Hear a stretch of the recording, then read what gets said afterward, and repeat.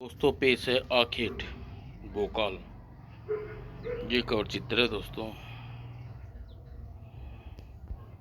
कहावत है कि सच्ची लगन और दृढ़ इच्छा शक्ति की मदद से मनुष्य ईश्वर को भी पृथ्वी पर ला सकता है।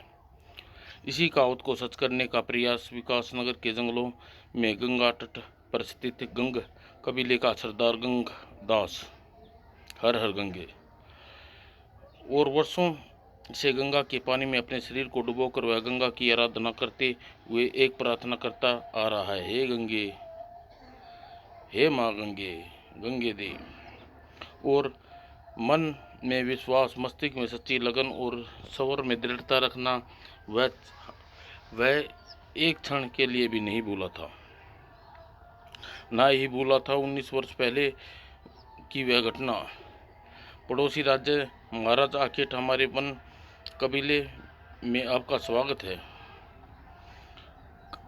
ठहरिए, कहिए कैसे इधर आ निकले।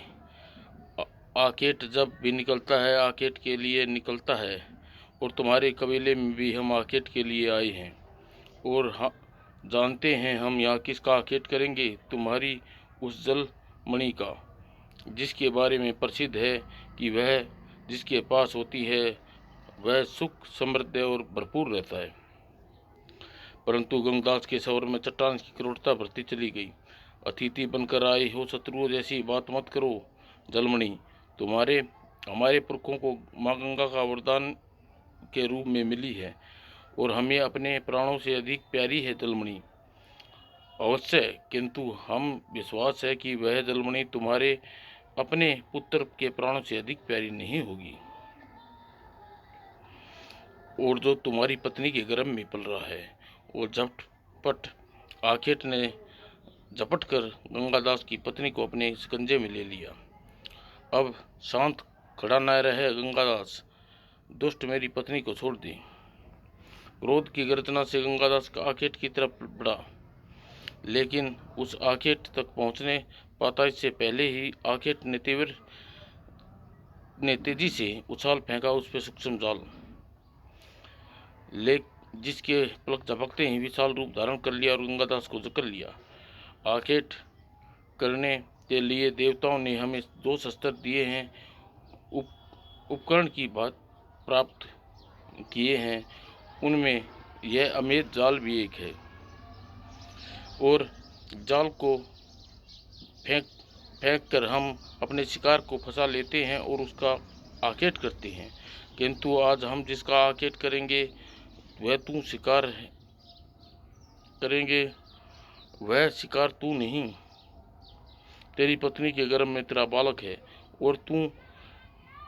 और यह आखेट हम तब तक जारी रखेंगे जब तक तू वह मणि का पता नहीं बता देगा। नहीं, रुक जा दुष्ट दरिंदे, बंद कर दे यह अत्याचार। ले, बंद कर दिया, अब बता जलमणि का पता। नहीं, अपने पुत्र को बचाने के लिए जलमणि, तुझ जैसे दुष्ट को हम अपने कबीले का सैकड़ों पुत्र समृद्धि ग्रहण नहीं करेंगे। जलमणि हमने कहाँ रखी है यह हम कभी नहीं बताएंगे। हे गंगा माँ, हमें गंगा माँ की सौगंध, मुझे जलमणि नहीं मिली तो तेरा पुत्र और तेरी पत्नी भी तुझे नहीं मिलेगी गंगादास। और अपने अत्याचार में और तेजी ला दी उस अत्याचारी ने, लेकिन गंगादास ने सौगंध नहीं तोड़ पाया। इसे समाप्त कर दो, इसे भी समाप्त कर दे महाराज। नहीं, यह जलमणि का पता जानता है, कभी न कभी तो यह जलमणि बाहर निकालेगा ही, लेकिन उसी दिन के लिए जीव छोड़ता हूँ।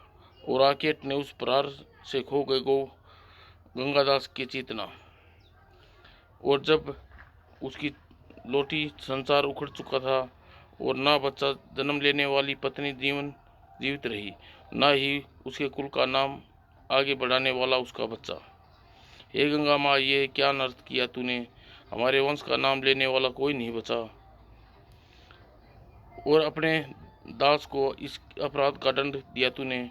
धीरज रख सरदार, शायद माँ गंगे का यही विधान था। नहीं, हमें गंगा माँ की विधान स्वीकार नहीं। हम जिस बालक को उसके धाराओं में छिपा अपनी धाराओं में छिपा लिया है उसे हम लौटाना होगा। और जब तक हमारा पुत्र वापस नहीं मिल जाता तब तक बीच धारा में खड़ा होकर माँ गंगा की पुकार करते प्रार्थना करते रहेंगे।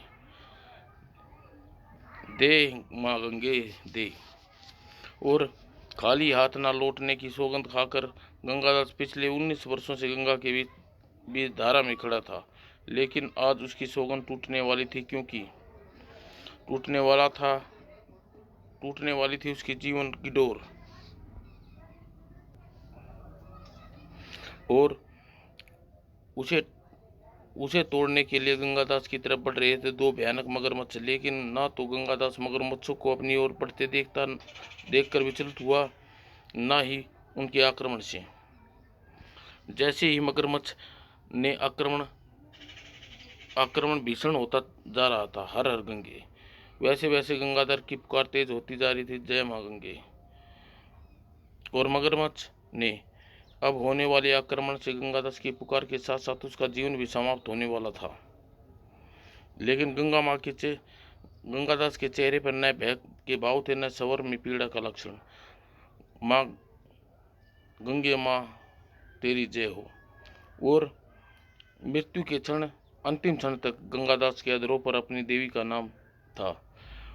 और अपने भगत की दृढ़ सच्चे विश्वास की पक्की लगन, भला उसके बड़ी परीक्षा क्या लेती गंगा माँ। जो मगरमच्छ एकाएक गायब होने के साथ ही मानवीय रूप लेकर गंगा माँ के सामने प्रकट हुई और उसे स्वस्थ करके बोली, जय माँ गंगे। अब तुम्हारा एकाग्र भक्ति ने हमें तुम्हारे सामने प्रकट होने को, तुम्हारी इच्छा पूरी करने के लिए विवश कर दिया है। गंगादास, 19 वर्ष पूर्व तूने अपने जो पुत्र हमें सौंपा था उसे हमें गंगज के रूप में तुम्हें लौटा रहे हैं। लेकिन उस हैरानी गंगा माँ ने दूर की। तुम्हारे गंगा नवजात शिशु को हमने दूध पिलाकर गंगज के रूप में बड़ा किया है। तुम्हारा पुत्र हमने तुम्हें लौटा दिया है गंगादास। अपने इस उपकार से मैं धन्य हुआ माँ, परंतु इसका जीवन क्षणिक है। यह तभी तक जीवित रह पाएगा जब तक तुम अपने प्राण इसे न दोगे। आपकी कृपा से मेरे वंश आगे बढ़ने वाला मिल चुका है। अब मैं अपना जीवन गंगज को देने को लिए तैयार हूँ। माँ गंगे, कृपा करके मुझे इतना समय अवश्य दीजिए कि मैं गंगज को किस योग्य गुरु और आपके द्वारा दी गई जलमणि को किसी योग्य व्यक्ति को सौंप सकूं। ठीक है गंगा दास, हम तुम्हें एक दिन का समय देते हैं। इतने समय में तुम अपने दोनों कार्य पूरे कर सकते हो। गंगज हमारा तेज समाय होने के कारण यह अल्प समय तक स्लम में भी किसी विद्याओं को सीख लेगा।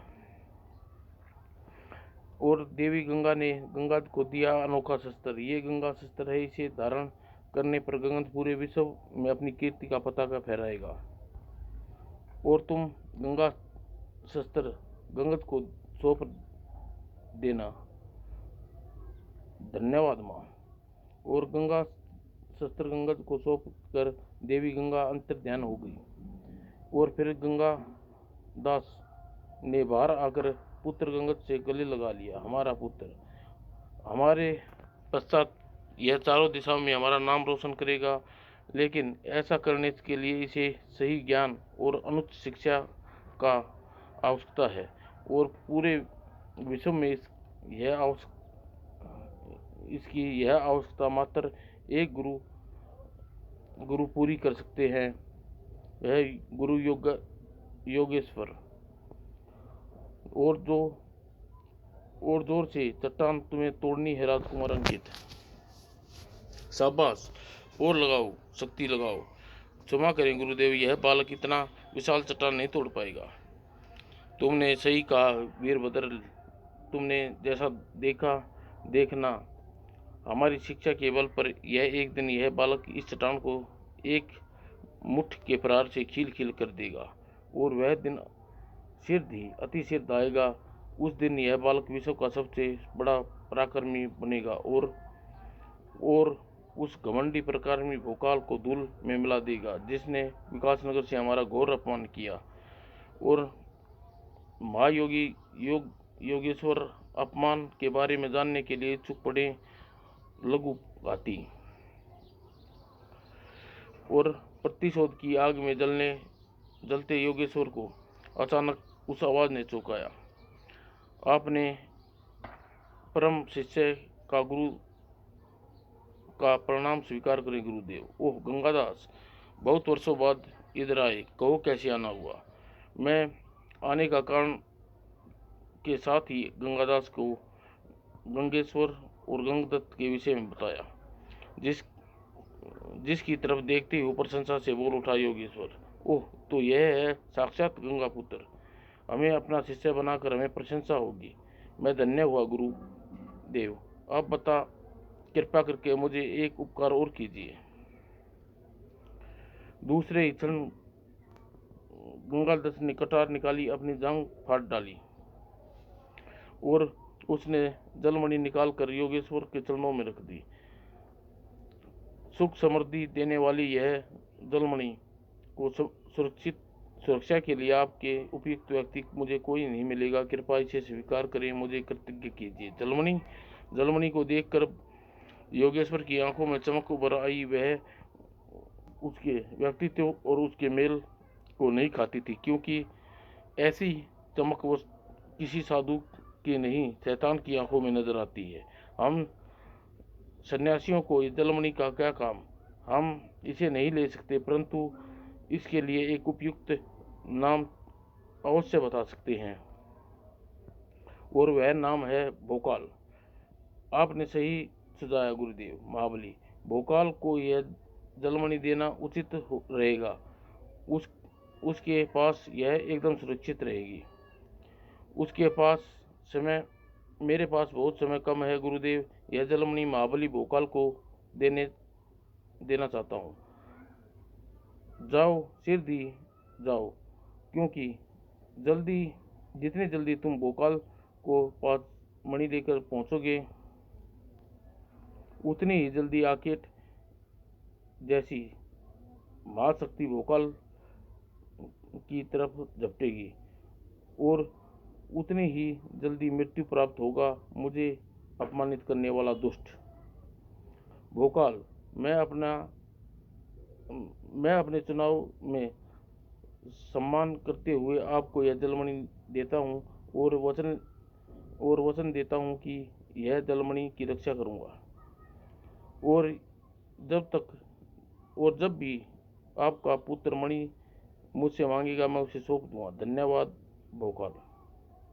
अब मैं चैन से अपने प्राण त्याग कर उसके अपने पुत्र गंगा ध्वज में प्रवेश करवा सकता हूँ, और जलमणि देकर गंगा दास भोकाल को एक ऐसी जिम्मेवारी सौंप गया था, जिसका भोकाल मुसीबतों का पहाड़ टूटने वाला था, क्योंकि उसकी जलमणि को हर हाल में प्राप्त करने का इच्छा रखने वाला राजा आकेट को मणि का पता चल चुका था। हाँ, पहले उसे गंगादास नामक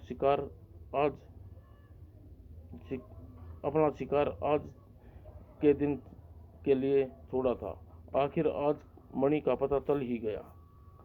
मणि भोकाल के पास है, इसलिए अब आकेट को शीघ्र ही आकेट को निकलेगा, और उसका शिकार भोकाल को अपना शिकार बनाने के लिए मचल उठे आकेट के हाथ, और भोकाल को इसकी खबर भी न थी। आपका पुत्र भूमि से युद्ध में वीरगति प्राप्त हो गया है, किंतु उसे मित्र पित्र समझना। आपका पुत्र भोकाल के रूप में जीवित है। वह विकासनगर के जल कल्याण में लगा होगा। जब भी आप पुकारेंगे, आपका यह बेटा सहायता के लिए दौड़ा चला आएगा। जुग जुग जियो मेरे बच्चे, इस वर्ष मेरी आयु भी तुम्हें लगा जाए।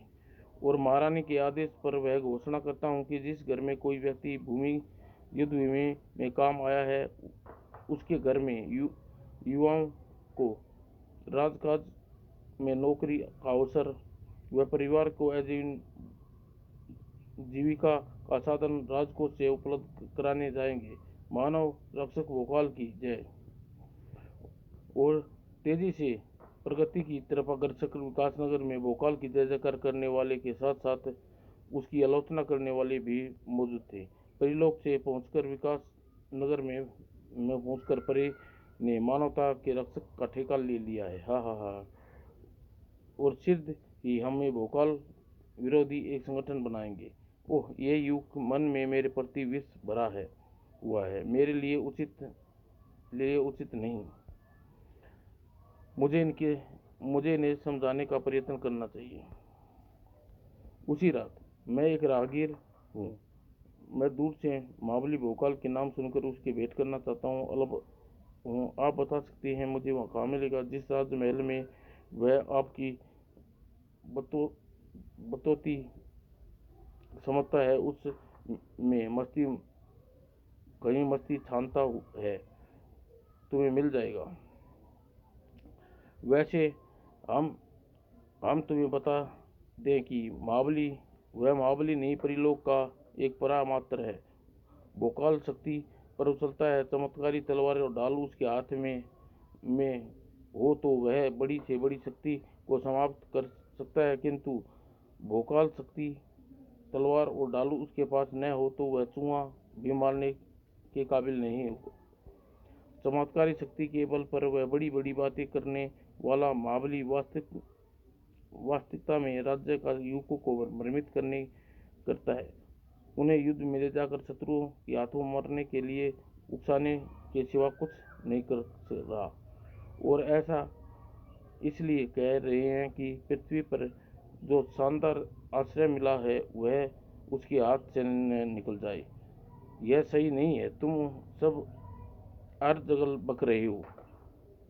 महाबली भोपाल के सामने तुम ऐसा कह सको तो तुम्हें इतना साहस नहीं। हम यह भोपाल के सामने ही कह रहे हैं, और वह यह प्रमाण है।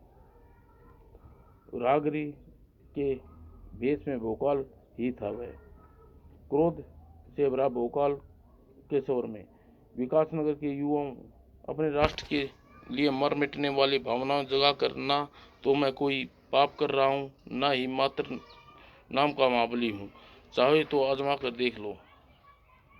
चारों युवक अपने अपने हथियार खींच लिए और निहत्थे भोकाल पर टूट पड़े। भोकाल अकेला था, वे चार थे, लेकिन फिर भी वे चार पल भर में उसके सामने न ठहर पाए। उसी समय घोड़े की टापों से गूंज उठा वहाँ का रास्ता, रात का सन्नाटा। और घोड़े की काठी से छोड़कर नीचे उतरा सेनापति प्रवीण। इनके सिर कर कलम कर दो महाबली, इन कपूतों ने राष्ट्रीयता का तुम्हारा अपमान किया है। जीवित नहीं रहने चाहिए ऐसे भोकाल द्रोही। कैसा देश भगत पिता है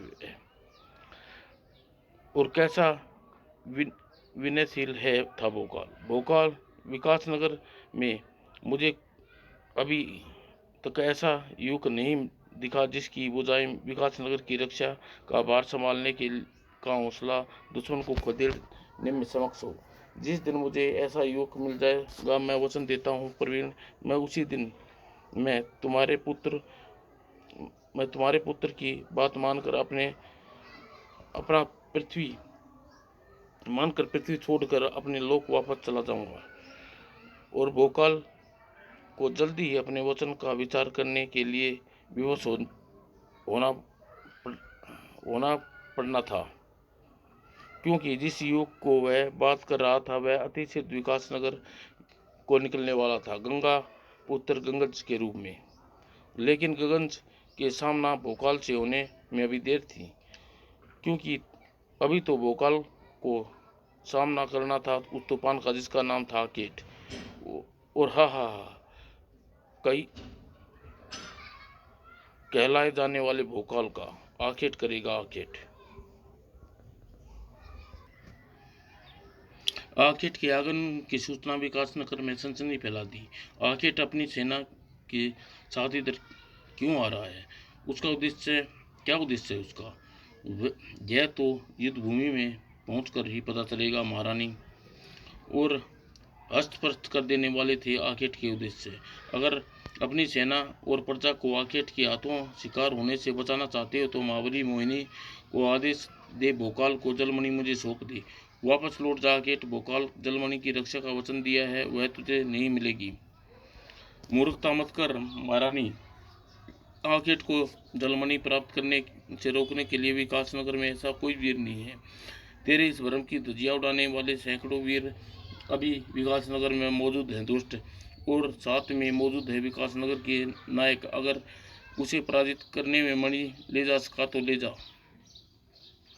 हमें तुम्हारी चुनौती स्वीकार है रानी। हमारा भोकाल से युद्ध का द्वंद्व युद्ध होगा, और भोकाल में अगर युद्ध में विजयी हो रहा तो वही मणि का स्वामी होगा। और दोनों कुछ क्षणों बाद भोकाल आकेट के सामने एक दूसरे सामने मौजूद थे। दोनों घात लगाए हुए थे। तूने अपना शिकार बनाने का सपना मैं वर्षों से देखता आया हूँ और आज पूरा हुआ। आज तू आकेट के जीवन में सबसे बड़ा शिकार बनेगा। और सपन देखना अच्छी बात नहीं आकेट, क्योंकि जब ऐसे सपन टूटते हैं तो साथ में हाथ पैर और हड्डियां भी टूटती हैं। ओह आकेट तेरा शिकार करने आया है, और भोकाल शिकार करने ही जाएगा, चाहे इसके लिए सारी शक्तियों की मदद ले या चमत्कारी शक्तियों की। आकेट द्वारा फेंके गए जाल ने भोकाल को अपने में उलझा लिया, लेकिन आकेट के हलक में वैसी ठहाका गूंजा। हा हा हा, चमत्कारी जाल में एक बार 20 हाथी मिलकर भी नहीं तोड़ पाएंगे। तू इसे क्या तोड़ेगा महाका भोकाल हो। वास्तव में यह जाल अधिक मजबूत है, क्योंकि यह चमत्कारी जाल का उपयोग कर आकेट ने युद्ध के नियमों का उल्लंघन किया है। इसलिए प्रत्युत्तर देने के लिए मुझे भी चमत्कारी शक्तियों का प्रयोग करना होगा और बोलना होगा भोकाल। और अपने महागुरु का नाम पुकार कर भोकाल ने प्राप्त की चमत्कारी तलवार, और उस चमत्कारी तलवार को कच्चे धागे की भांति काट कर बाहर निकल आया भोकाल, जिसमें 20 हाथी मिलकर नहीं तोड़ सकते थे। महागुरु भोकाल की शक्ति के सामने टिक जाए। ब्रह्मांड में ऐसी कोई चमत्कारी शक्ति नहीं। यह तेरा भ्रम है भोकाल आकेट, वह दिव्य भाला जो तेरे भ्रम के इस साथ साथ तुझे भी समाप्त कर देगा। और दूसरे ही क्षण दिव्य भाले से सैकड़ों भाले वर्षा की बूंदों की तरह बरस, और भोकाल का एक निशाना ही था भोकाल। और सही समय पर मैंने महागुरु की शक्ति प्राप्त कर ली, वरना ये इन बालों से मेरे शरीर बीन दिया होता। और अपनी अद्भुत शक्ति के बल पर विश्व का सबसे बड़ा आकेट बना हुआ है यह दुष्ट। लेकिन आज इसकी हर शक्ति इसी समय समाप्त होगी। शाबाश भोकाल, तुम्हारी तलवार का अगला प्रहार इस दुष्ट की गर्दन पर होना चाहिए। ऐसा नहीं होगा मूर्ख रानी, क्योंकि भोकाल का अपनी तलवार का ढाल का प्रहार छोड़ने के लिए विवश होना पड़ेगा। अगर ऐसा नहीं करेगा तो मैं तेरी नरम गर्दन अपने कठोर खंजर से ढेर कर दूंगा। ओह मेरी जरा सी देरी महारानी के प्राणों के संकट में डाल सकती है, और मुझे इसकी बात माननी होगी। हा, युद्ध और अखाड़े में यह सब चलता है भोकाल। शिकार और शिकारी को फंसना चाहिए, चाहे ताकत से फंसे चाहे चारे की मदद से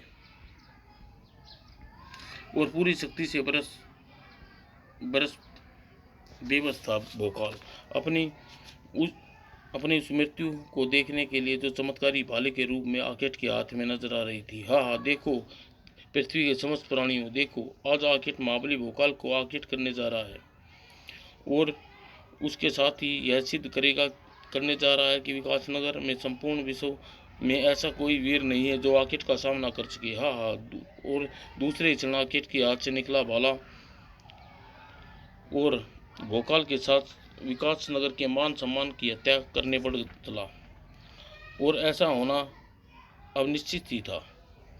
तभी एक अदृश्य शक्ति ने आकर भाले को तोड़ दिया और साथ ही यह सिद्ध कर दिया कि भोकाल के अलावा भी विकासनगर में कोई मान सम्मान की रक्षा करने वाला मौजूद है।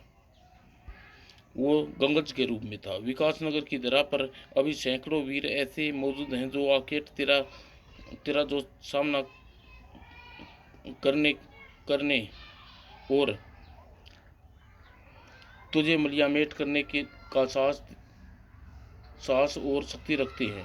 तेरी बातों में इतनी सच्चाई है तो मेरे शरीर से निकलने वाला बल और तेरे पास कितनी शक्ति है यह पता चल चल जाता है।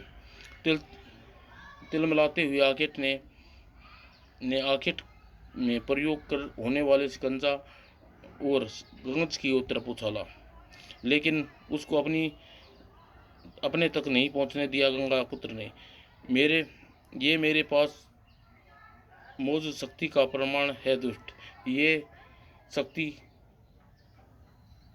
शक्ति तूने काट दी बच्चे, लेकिन इस चमत्कारी डमरू की शक्ति कैसे काटेगा? जब यह बचता है तो विकार मस्तिष्क में खलबली मचा देता है और डमरू की आवाज़ वास्तव में विचलित कर डाला उस वीर को। ओह मेरे शिकारों के मस्तिष्क फाड़ इस डमरू की आवाज़। तेरे मस्तिष्क में तेरा मस्तिष्क भी इससे नहीं बच पाएगा।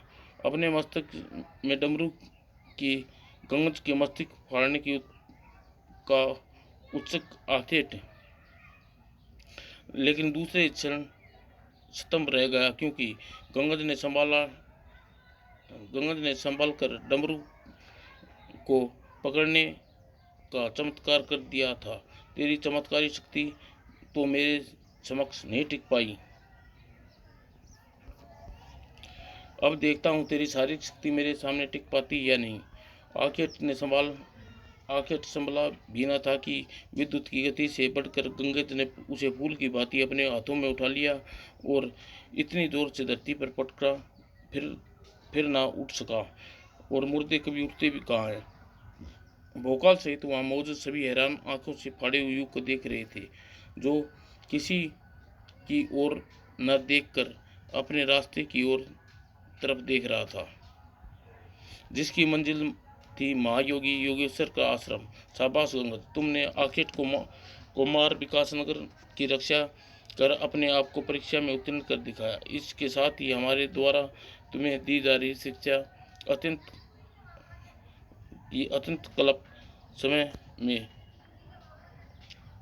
अल्प समय में पूरी हुई है। अब हमें तुम्हें गुरु दक्षिणा चाहिए। कहिए गुरुदेव, आपको गुरु दक्षिणा क्या चाहिए? भोकाल की ढाल और तलवार। और भोकाल से प्रतिदिन लेने के लिए योगेश्वर ने गुरु दक्षिणा में भोकाल की ढाल और तलवार मांग ली। गंगज तपस्वी की इच्छा पूरी करने के लिए गुरु दक्षिणा।